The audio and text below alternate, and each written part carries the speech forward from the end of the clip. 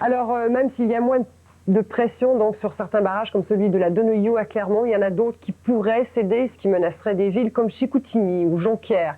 Alors, pour évaluer l'importance de ces menaces-là, mon collègue Raymond Saint-Pierre s'est entretenu avec un expert en construction de barrages. Monsieur Tinamoui, bonsoir. Bonsoir, Monsieur Saint-Pierre. On a vu des images éloquentes à la télévision et on voit bien là, que la nature peut détruire ce que l'homme a fait très facilement.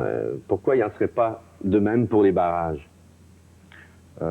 Heureusement, ce n'est pas de même pour les barrages parce que les barrages sont souvent évalués pour des niveaux d'eau qui dépassent de loin les niveaux habituels de calcul. Pour les barrages, on parle de crues millénaires ou décamillénaires que les hydrologues nous fournissent comme données. Et à ce moment-là, la sécurité du barrage est évaluée en fonction de ces données-là. Vous dites qu'on calcule donc les tragédies possibles sur un millénaire. On prend les pires cas du millénaire et à partir de ça, on bâtit la résistance du barrage pour prévenir ça? Disons, c'était peut-être pas le cas concernant certains barrages qui, dans l'âge est de 50 ou 70 ans, mais certainement, il y a une réévaluation systématique de par les propriétaires de tous les barrages concernant la sécurité, que ce soit au niveau des crues, au niveau des séismes. Et à ce moment-là, les nouvelles données que nous avons, ainsi que les outils de calcul que nous possédons, permettent aux propriétaires d'évaluer la sécurité du barrage. Je pense que, d'après les images que j'ai vues, qui sont très effrayantes, je doute fort si on a atteint le niveau maximum. Vous croyez que ça aurait pu être pire? Je ne crois pas que ça... C'est sûr que ça pourrait être pire, mais on n'a pas encore les données actuelles concernant les niveaux d'eau et à quelle fréquence de crue ça correspond. Est-ce que c'est une crue centenaire ou bicentenaire? C'est ça ce qui reste à déterminer. Mais définitivement, les barrages sont calculés pour résister à beaucoup plus que ça. Et comment ça pourrait être pire alors que ce qu'on a vu aujourd'hui?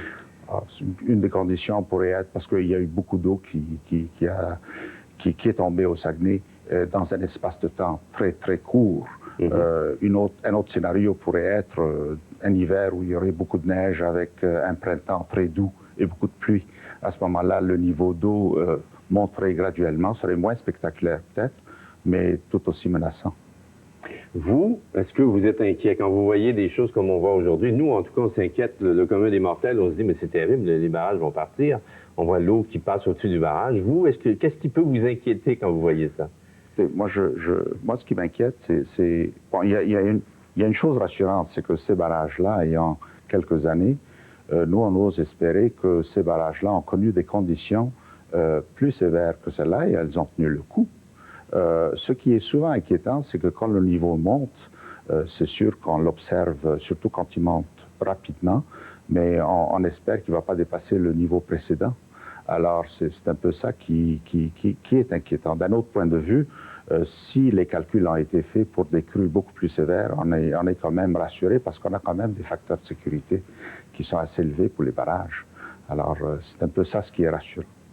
Ce qui semblait vous rassurer aussi, vous m'avez dit plus tôt, c'est que les propriétaires de barrages, en général, n'ont pas eu à déclencher, à sonner l'alarme et à faire évacuer là, des populations massives, en tout cas.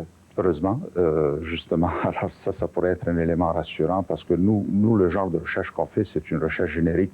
On n'étudie pas en particulier la sécurité d'un barrage, mais si les propriétaires ne l'ont pas fait, c'est qu'eux connaissent la résistance et connaissent le niveau. Donc, s'ils ne sont pas inquiets, tant mieux pour la population. Parce que c'est ça, votre chaire a été créée pourquoi? Ça a été créé en 1991. Est-ce que c'est parce qu'on avait un problème de barrage? Est-ce que c'est parce qu'on commençait à avoir des doutes? En 91, cette chaire a été créée dans le but d'étudier plusieurs problèmes qui sont reliés aux barrages en béton. Dans le temps, on pensait que les barrages en béton pouvaient durer jusqu'à l'éternité, mais finalement, on s'est rendu compte qu'il y avait les problèmes thermiques qui arrivaient chaque année et qui créaient une certaine détérioration dans le béton.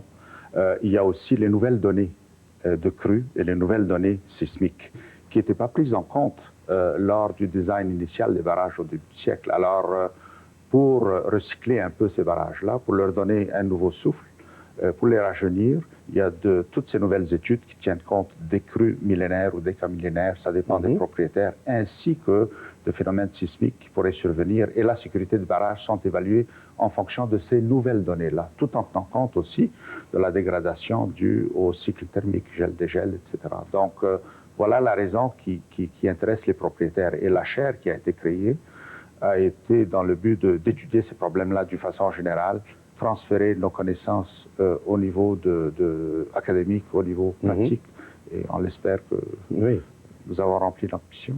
Est-ce que vous avez, vous, des indications que justement ces propriétaires de barrages ou ceux qui exploitent ces barrages ont mis en application les recommandations que vous leur avez apportées? Nous avons étudié dans quelques cas la sécurité de barrages, mais pas dans la région sinistrée, mais dans une autre région au niveau sismique. Et on pense que nous avons démontré avec certaines des recherches qu'on a fait que ces barrages-là au niveau sismique avaient quand même une certaine sécurité. Donc ça, c'est des barrages où le propriétaire était très content d'exploiter les résultats de nos recherches.